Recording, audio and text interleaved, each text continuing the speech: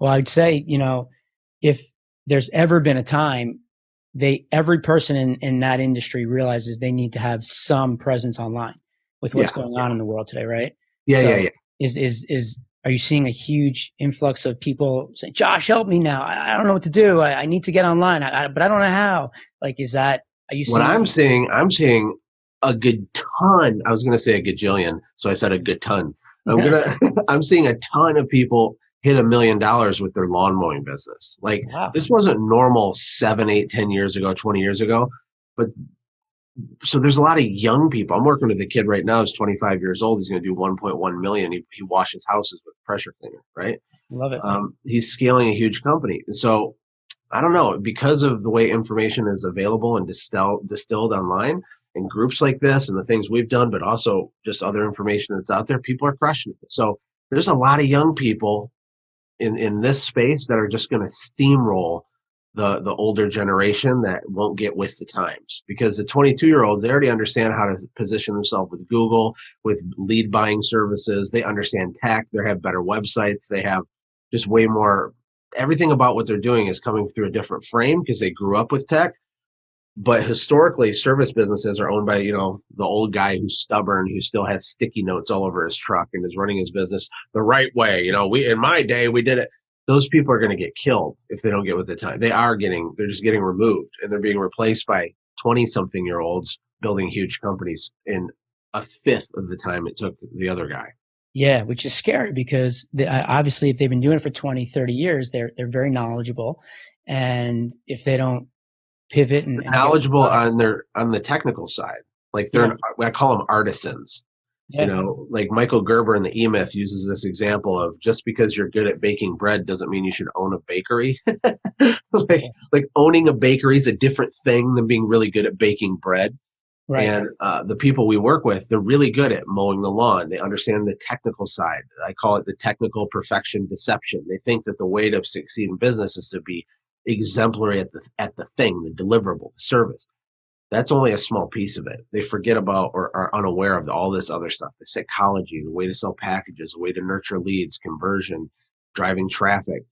And the young people, man, they're killing it. Yeah. That's funny. That reminds me of when I was younger and we were figuring out what we wanted to do when we grow up, which I'm still trying to figure out. But Me too. I just remember like a family friend became a lawyer and they thought that everything was all around the law and going into court. And when they got accepted to get a job in this like big law firm, they didn't realize that a big responsibility was bringing in business, which had to do with sales, right? The firms look for you to bring in new business.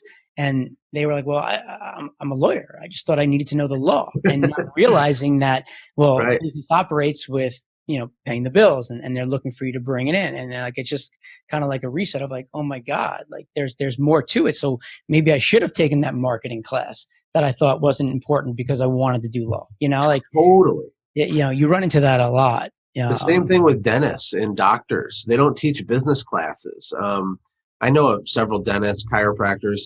Um, for some reason, they get this idea in their head that they're going to make, 200 or 300 grand a year. I'm a doctor. I'm whatever.